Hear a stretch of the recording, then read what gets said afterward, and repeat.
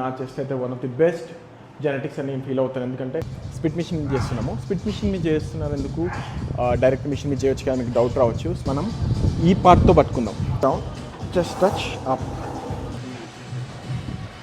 నా flat బీన్స్లో intermediate వాళ్ళకి తేడా ఏముంటుందన్న, బిగినర్స్కి అంటారా? ఇట్లా వేస్తామంటే 1 2. సో మనం రెగ్యులర్ ఫ్రైస్ ఎలా వేస్తామంటే ఇట్లా వేస్తాం. 1 2 stretch and close.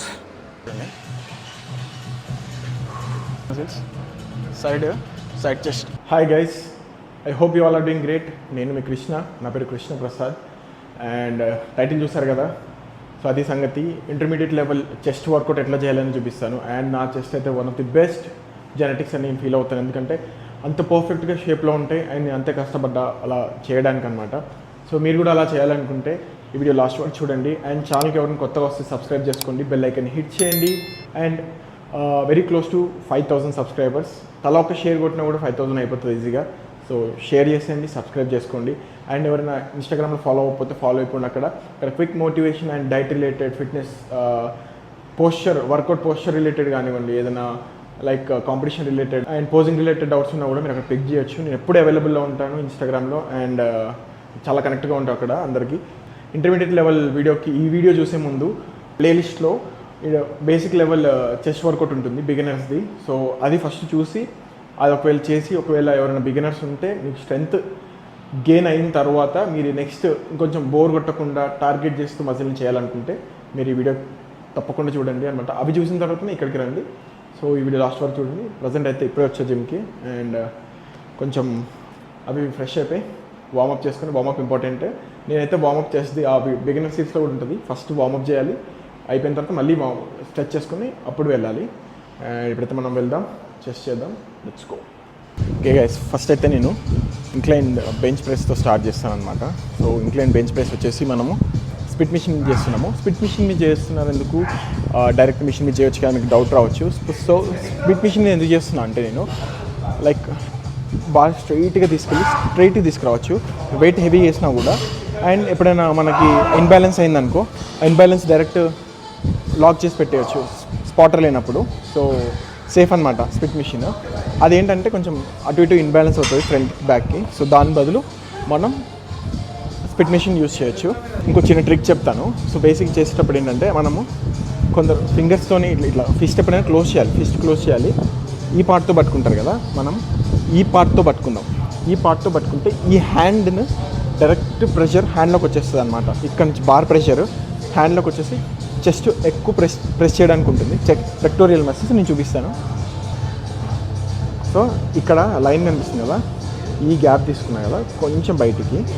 So hand up, half inch లేదా 1 inch. Elbows down, just touch up, touch up, touch up, touch up. So ఇలా చేయాలన్నమాట. సో బేసిక్ ఏంటంటే హ్యాండ్స్ ఎప్పుడు ఇట్లా ఉండద్దు, ఇలా ప్రెస్ అవ్వద్దు. హ్యాండ్స్ ఎప్పుడు డౌన్ ఫేసింగ్లో ఉండాలి. ఇది డౌన్ ఫేసింగ్లో ఉండాలి. And chest flex and press. నేను ఒకసారి తర్వాత షర్ట్లెస్ చూపిస్తాను, అప్పుడు మీకు అర్థమవుతుంది. ఇది ఒక హెవీ సెట్ చూడండి.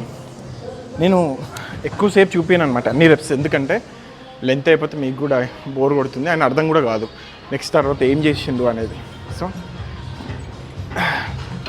తీసి chest up, press press press. కిందికి వచ్చినప్పుడు బ్రీత్ ఇన్, పైకి వెళ్ళేటప్పుడు బ్రీత్ అవుట్.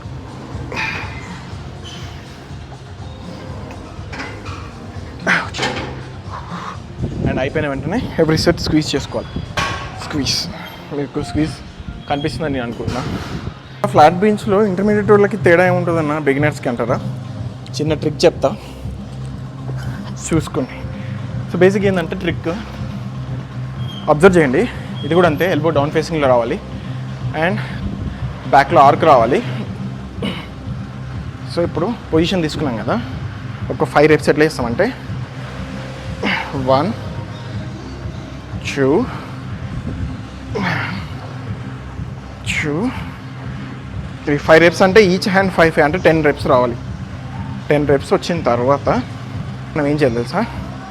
సో 10 reps అయిపోయాయి. 10 reps అయిపోయిన తర్వాత ఇప్పుడు మ్యాక్సిమం ఫెయిల్యూర్ ఎన్ని వస్తాయి డబుల్ హ్యాండ్స్తో 1 2 3 4 సెమీ రెప్స్ వచ్చినబ్బా. నేను లాస్ట్లో సెమీ రెప్స్ ఎందుకు కొట్టా అంటే అవి ఐసోమెట్రిక్ రెప్స్ అనమాట. అంటే నో మూమెంట్, మనకి మొత్తం ఇది స్ట్రెయిన్ అయిపోయి లిఫ్ట్ అవ్వని టైంలో మనం పార్షియల్ రెప్స్ కొడతాము. ఇట్లా ఐసోమెట్రిక్ రెప్స్ కొట్టా అనమాట నేను. అండ్ ప్రతి సెట్కి మనం సైడ్ చెస్ట్ ఫ్రంట్ ఫ్లెక్స్ చేస్తూనే ఉంటాం ఎవ్రీ సెట్. సో దానివల్ల డెఫినేషన్ మంచిగా కనిపిస్తుంది అండ్ జాగ్రత్తగా కనిపిస్తాం. 30 kgs కూడా అట్లే చేస్తా. 30 kgs చేసినా కూడా పోస్చర్లో చేంజెస్ ఉండకూడదు. నేను 35 kgs కూడా చేస్తాను, బట్ పోస్చర్ అనేది ఇంపార్టెంట్. ఇవన్నీ సెట్స్ చేయాలంటే నేనైతే 3 to 4 sets ప్రిఫర్ చేస్తాను. మీరు మ్యాక్సిమం రెప్స్ కొట్టి మ్యాక్సిమం లైక్ కాంట్రాక్షన్ చేస్తారు అంటేనేమో 3 sets చాలు. లేదు నాకు స్ట్రెంగ్త్ ఉంది, ఐ కెన్ డూ 4 sets అంటే వెల్ అండ్ గుడ్, ఇంకా మంచిది, ఇంకా మంచిగా బిల్డ్ చేయొచ్చు గొరిల్లా చెస్ట్ లాగా. సో 30 kgs కంట్రోలింగ్ అనేది చాలా ఇంపార్టెంట్. ఎన్నో వస్తాయి ఇలా అలా అని ఏం లేదు.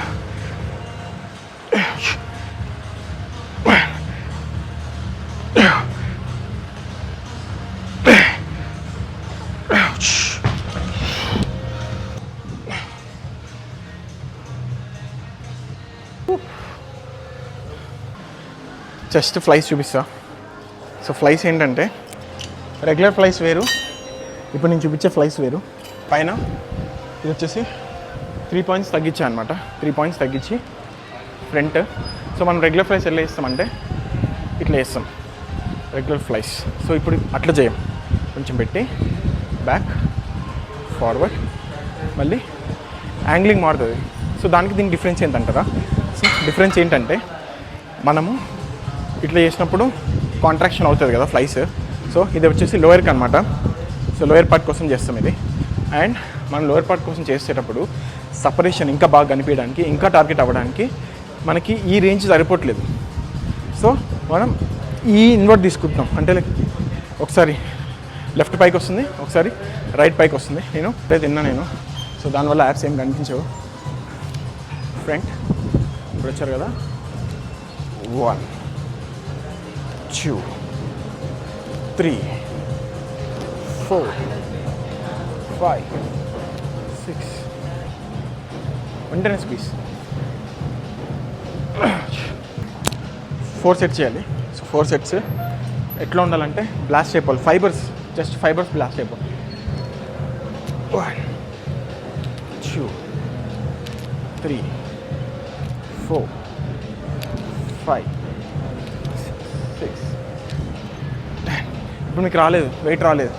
సో 10 తర్వాత రాలేదంటే తగ్గించుకోండి, 15 తగ్గించుకొని ఎన్ని రెప్స్ వస్తాయి అన్ని రెప్స్ మళ్ళీ బ్యాక్ ఇలా 1 2 3 4 14 15 అండ్ వెంటనే స్క్వీజ్. మళ్ళీ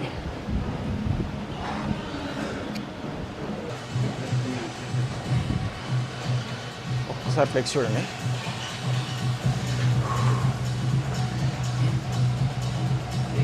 అండ్ పెక్టోరియల్ మజిల్స్, సైడ్ చెస్ట్, ప్రతిదీ పర్ఫెక్ట్ డెఫినేషన్లో ఉండాలి. నాకు అదే ఇష్టం. క్లీన్, ఎంత క్లీన్గా తింటే అంత క్లీన్గా ఉంటాం. అండ్ బాడీ స్కిన్ టోన్ కూడా అంతే నీట్గా ఉంటుంది. స్కిన్ టోన్ చూడండి ఒకసారి ఎట్లా.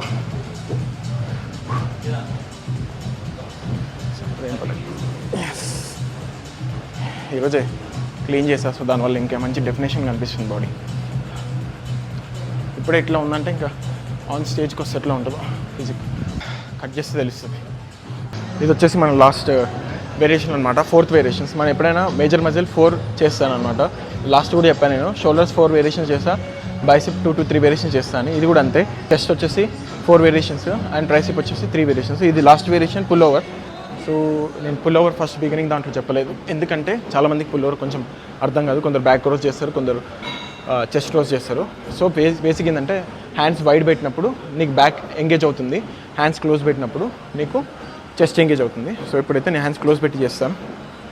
So semi bench, first range చూసుకోండి, హెడ్ పెట్టేసి మన హిప్ డౌన్, మన హ్యాండ్స్ ఫ్రీ ఉండాలి. Stretch and close, stretch and close, stretch and close.